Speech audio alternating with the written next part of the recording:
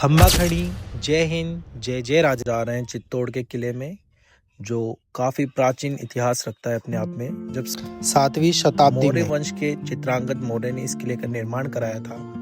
उसके बाद पप्पा रावल ने 8वीं शताब्दी में इसमें अधिकार कर मेवाड़ के अंदर अपने गुहिल वंश की स्थापना की, जिसने 20वीं शताब्दी तक शासन किया। इतना लंबा इन्होंने शासन किया। यहाँ पर 3 प्रमुख हमले इस किले ने जो झेले। इतना मजबूत किला रहा है ये उस समय का, और अपने धरोहर में सबसे ज्यादा मजबूत किलों की लिस्ट में शामिल है, सबसे बड़े किलों की लिस्ट में शामिल है।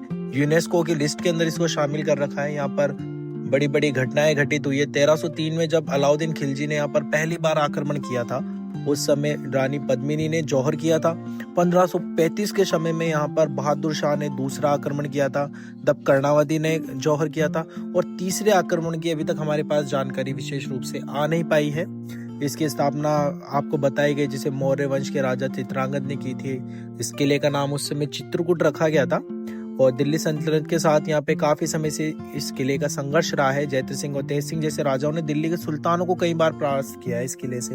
रानी पद्मिनी ने अपना एक इतिहास यहाँ पर छोड़ा है, एक अपनी छाप छोड़ के गई है महारानी पद्मावती जी, जिनको हम आज भी अगर याद करते हैं, उनकी जब कहानी को हम सुनते हैं तो आंखें नम हो जाती है कि महारानी ने कितना कुछ सहा उस समय, और पर अपनी आन बान शान को आँच नहीं आने दी और अपने आप को स्वयं को आग के हवाले कर दिया और अग्नि देवी में स्नान कर लिया माता ने। इसके दूसरे साके की जब बात आती, जब बहादुर शाह ने इस किले को घेर लिया, उस समय नेतृत्व रावत भाग सिंह के समय में हुआ, ये केसरिया हुआ। तो ये समय इस किले ने बहुत कुछ झेला है। वर्तमान में ये सबसे बड़ा किला है, हमारे किलों की लिस्ट में है और यूनेस्को की धरोहर है। इसको उस समय मेवाड़ की पूर्व राजधानी रही है चित्तौड़गढ़ का ये किला, और ये चित्तौड़गढ़ आज चित्तौड़गढ़ जिला है।